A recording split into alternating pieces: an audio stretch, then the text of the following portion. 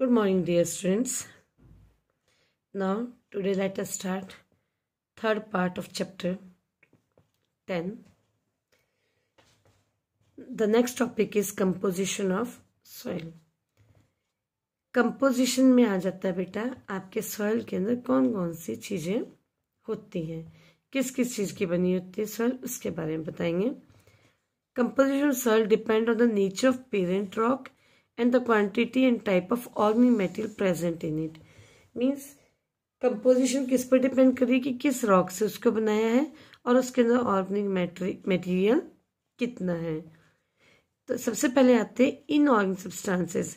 आपकी मिट्टी के अंदर कुछ इनऑर्गेनिक सब्सटेंसेस होते हैं present in soil are derived from the parent rock. जैसे आयरन है, अभी आप लोगों ने पीछे पढ़ा है कि कुछ मिनरल्स होते हैं इसके अंदर. वो मिनरल्स जो होते हैं वो इनऑर्गेनिक सब्सटेंसेस होते हैं. आयरन ऑक्साइड वगैरह जो है ये इनऑर्गेनिक सब्सटेंसेस हैं. ये उससे मतलब उस पर डिपेंड करता है कि वो आपके कहाँ पेरेंट रॉक कौन है. तो जिस रॉक से आएगी उसी के मिनरल्स उसके अंदर प्रेजेंट होंगे. Addition of fertilisers also affect the inorganic content of a soil. कई बार खेती बाड़ी के अंदर आप लोगों ने देखा होगा किसान फर्टिलाइजर्स ऐड कर देता है. वो तब ऐड करता है जब किसी न्यूट्रिएंट की कमी हो जाती है उसके अंदर, तो वो इनऑर्गेनिक सब्सटेंस फर्टिलाइजर के थ्रू उसके अंदर देता है, जैसे नाइट्रोजन वगैरह होते हैं. नेक्स्ट आता है ऑर्गेनिक मटेरियल. ऑर्गेनिक मटेरियल में आ जाता है आपका humus. It include dead and decaying parts of plants and animals. अगर कभी ह्यूमस की भी डेफिनेशन आ जाती है तो उसमें यही लिखोगे dead and decaying parts of plants and animals, animal excreta and residue of soil organisms. इसको हम ह्यूमस बोलते हैं.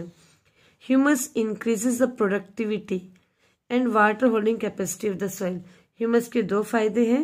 नंबर 1 मीन्स इसका क्या बेनिफिट है. ह्यूमस से आपकी प्रोडक्टिविटी, क्योंकि प्रोडक्टिविटी मीन्स कोई चीज़ अगर आप ग्रो करते हो उस किसी भी मिट्टी के अंदर तो उसकी प्रोडक्शन बढ़ जाती है, क्योंकि ह्यूमस में न्यूट्रिएंट्स होते हैं. और वाटर होल्डिंग कैपेसिटी किसी मिट्टी की बढ़ जाती है. जैसे रेत की वाटर होल्डिंग कैपेसिटी नहीं होती, अगर आप उसमें ह्यूमस मिला दोगे तो कुछ हद तक उसकी वाटर होल्डिंग कैपेसिटी इंक्रीज हो जाती है. नंबर 3 आता है soil water. It is present in the spaces between the soil particles. The water content of the soil has significant effect on the plant productivity. आप ये देखो कि अगर पानी होगा तो प्लांट के रूट्स को मिलेगा और रूट्स ग्रो करेंगी और प्लांट्स ग्रो होगा. अगर पानी ही नहीं होगा तो प्लांट्स को न्यूट्रिएंट्स नहीं मिलेंगे. तो क्योंकि न्यूट्रिएंट्स जो प्लांट लेता है वो वाटर के थ्रू ही एब्जॉर्ब करता है, तो एक लिमिट तक पानी जरूरी है मिट्टी के लिए प्लांट्स को ग्रो करने के लिए. Different crops have differ in their irrigation requirement. तो पानी अलग अलग क्रॉप्स को अलग अलग तरीके से चाहिए होता है. किसी को कम चाहिए होता है, किसी को ज़्यादा, किसी को फ्लावरिंग के प्लांट टाइम पर चाहिए, किसी को पहले चाहिए. मीन्स प्लांट जो है ना किस जो पानी एब्जॉर्ब करता है, वाटर जो एब्जॉर्प्शन कैपेसिटी उसकी वाटर की, वो उसके ऊपर डिपेंड करता है कि उस कौन सी क्रॉप को आप ग्रो कर रहे हो.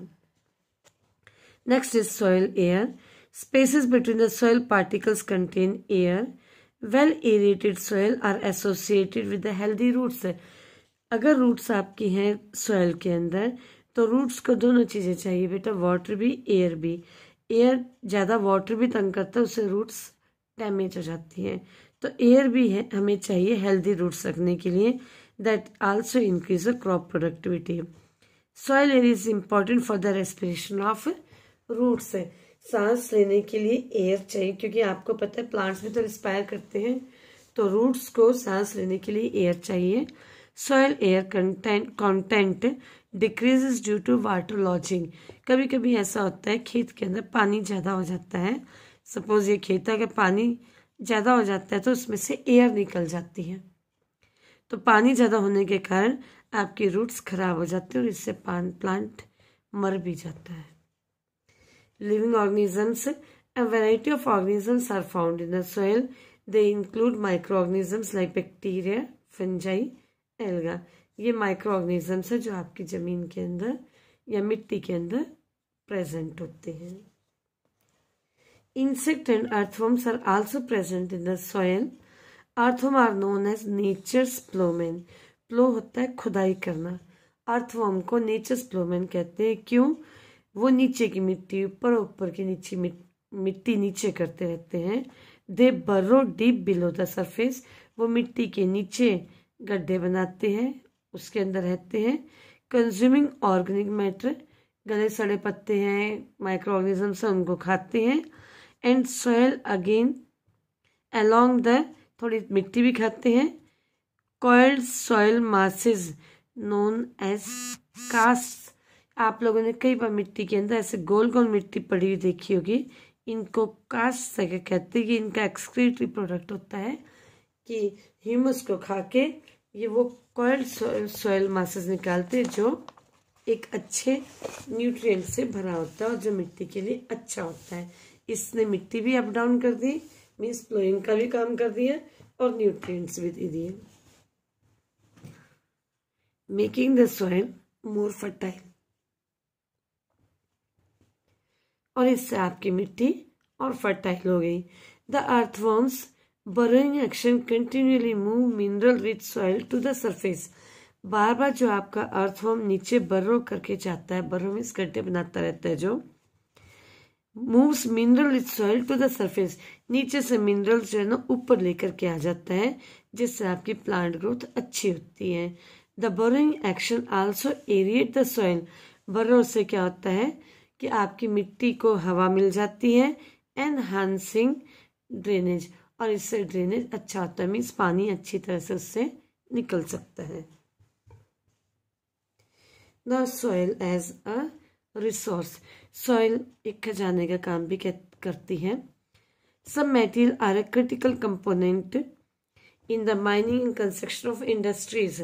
ये बोलते कंस्ट्रक्शन इंडस्ट्रीज, कुछ मटेरियल मिट्टी के अंदर जो होते हैं वो इंडस्ट्रीज वगैरह के लिए बहुत जरूरी है. Soil service foundation for most construction projects. Construction project में मिट्टी का बड़ा रोल है. Massive volumes of soil can be involve in surface mining, road building, dam construction. ये बोलते हैं बहुत सारी मिट्टी किसी माइनिंग इन्वॉल्व इन जो सरफेस माइनिंग में काम आती है, सड़कें बनाने में काम आती है, डैम बनाने में काम आती है. Earth sheltering is the architectural practice of using soil as the external thermal mass against building walls. ये बोलते हैं जो अर्थ की शेल्टरिंग है, शेल्टर होता है किसी उसके अंदर रहना, कोई चीज आपको रहने की जगह, उसको शेल्टर बोलते हैं.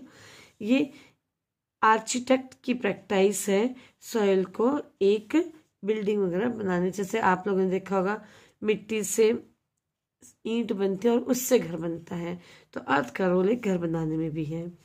Soil resources are critical to the environment as well as food and fibre production. तो बहुत जरूरी है फूड के लिए भी, फाइबर प्रोडक्शन के लिए भी. Soil provide minerals and water to the plants. Soil absorb rain water.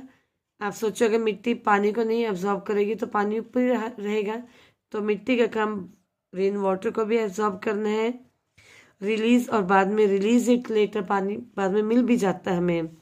Preventing floods. बाढ़ को रोकती है, सूखा होने से रोकती है मिट्टी.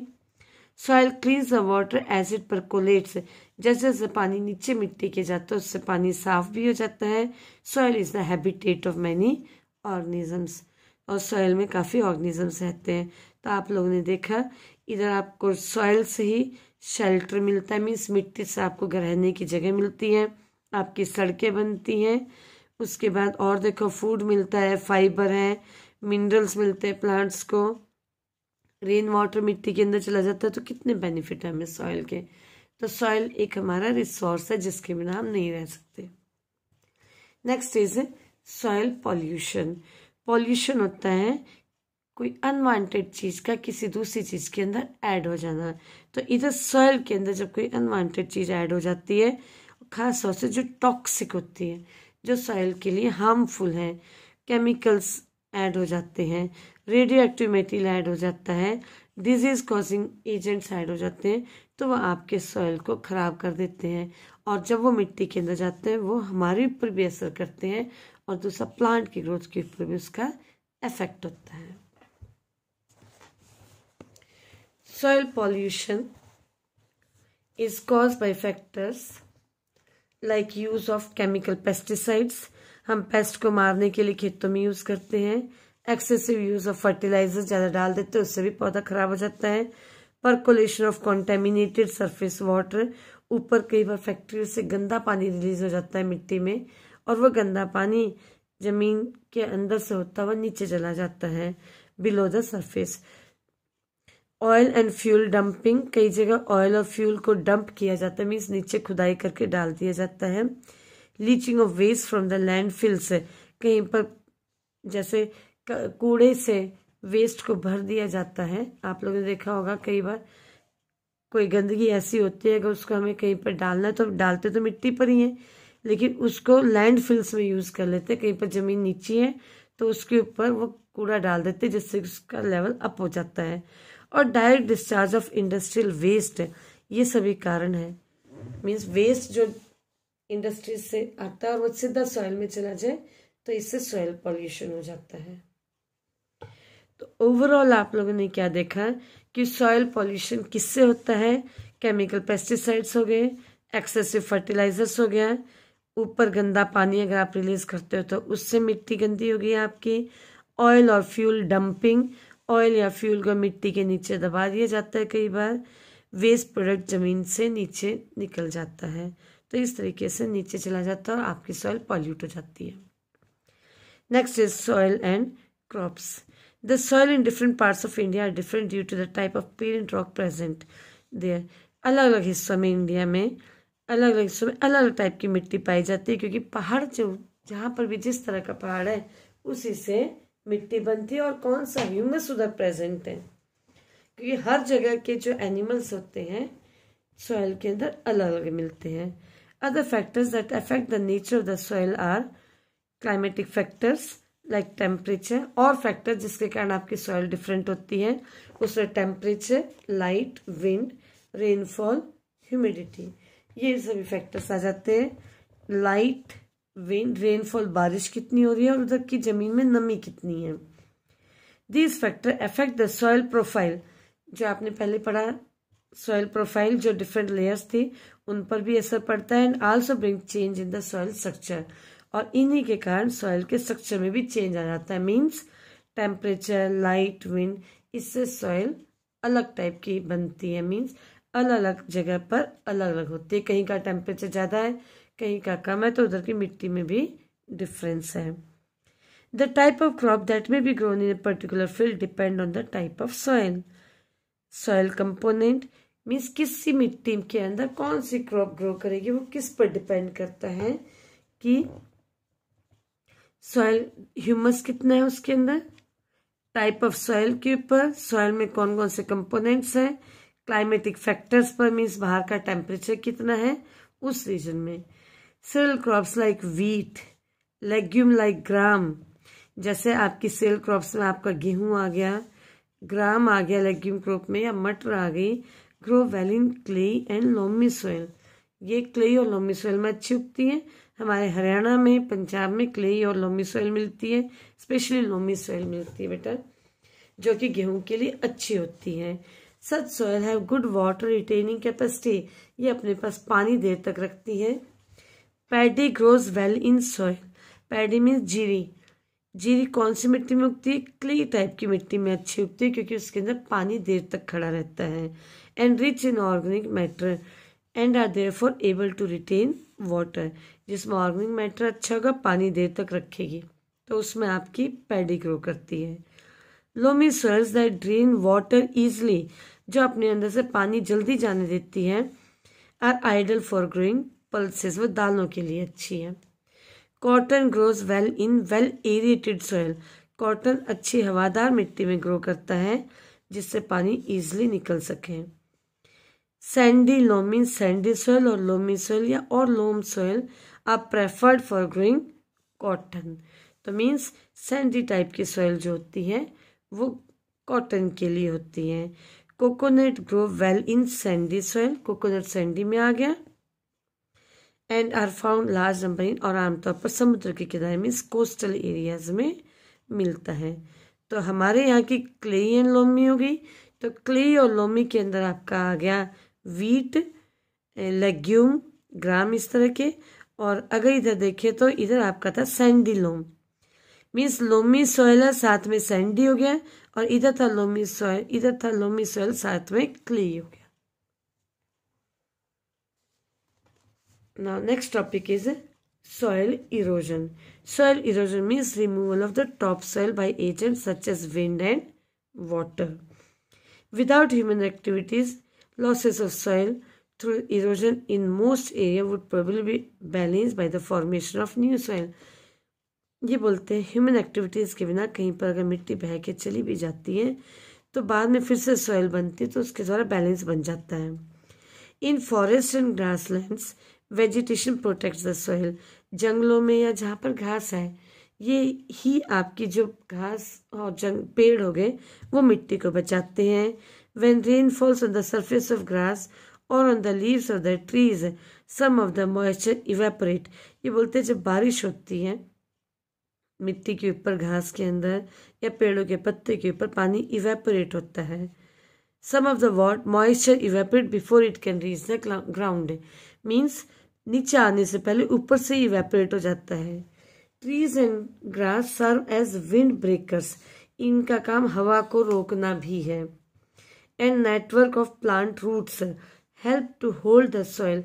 आप देखना रूट का जो है ना नेटवर्क बन जाता है जमीन के नीचे इस तरीके से। इससे क्या होता है कि आपकी जो मिट्टी है वो प्लांट को होल्ड करके रखती है, इस तरह से नेटवर्क बन जाता है आपका मिट्टी के अंदर। इससे पेड़ काफी अच्छे से खड़ा हो पाता है। और इससे क्या होता है, रेन और वाटर का इतना एक्शन नहीं होता, पेड़ इतनी जल्दी नहीं गिरता अगर आप उसका नेटवर्क रूट्स का अच्छा होता है। Agriculture and deforestation along with housing, खेती बाड़ी होगी, जंगल काटना हो गया, घर बनने, इंडस्ट्रियलाइजेशन, डेवलपमेंट, हाईवे कंस्ट्रक्शन होता है, destroy the protective canopy of vegetation. ये बोलते हैं आपकी जो प्लांट्स अगर ग्रो करते हैं उसे खराब कर देती है। And greatly speed up erosion of the soil, और इससे मिट्टी बहकर निकल जाती है। Over grazing can change the grassland into desert, कहीं कहीं पर जानवर जब ज़्यादा ग्रेज करने आ जाते हैं, मीन्स ज़्यादा चढ़ जाते हैं, घास रहने नहीं देते हैं, तो उससे मिट्टी जो है ना रेत में बदल जाती है। केयरलेस कल्टीवेशन, अगर आप ठीक से कहीं पर कल्टीवेट कोई चीज़ नहीं करते, मीन्स जो क्रॉप्स को ग्रो करते हो तरीके से नहीं ग्रो करोगे, which involves living the field fallow for some time, कई बार मिट्टी को खुला छोड़ दिया जाता है, उसमें कुछ ग्रो नहीं किया जाता है, इससे भी सॉइल इरोजन हो जाता है।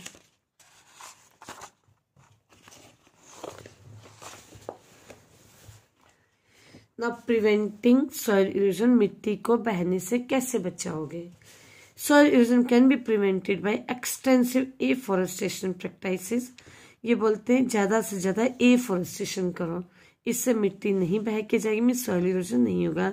Means growing of more and more trees, this involve planting of trees on bare land, bare होता है जो जमीन खाली पड़ी है उसके ऊपर प्लांट्स को ग्रो करो, एंड नियर बाई फील्ड्स, और आसपास में भी। अवॉइडिंग ओवरग्रेजिंग, ज़्यादा किसी जगह पर एनिमल्स को घास मत खाने दो, एक लिमिट तक खाने दो। And over use of land, land का कई बार ज़्यादा यूज हो जाता है। Also help in preventing soil erosion, इससे मिट्टी बहने से रुकती है। We need to remember that soil is a precious natural resource, हमें ध्यान रखना है सॉइल हमारा एक महत्वपूर्ण खजाना है। In order to sustain life on earth, अगर हमें इस अर्थ के ऊपर जिंदगी चलानी है, destruction and misuse of such a precious natural resource need to be avoided at all cost. हमें इस कीमती मिट्टी को बचाकर रखना है, इसका मिसयूज नहीं होने देना और इसको खराब नहीं होने देना।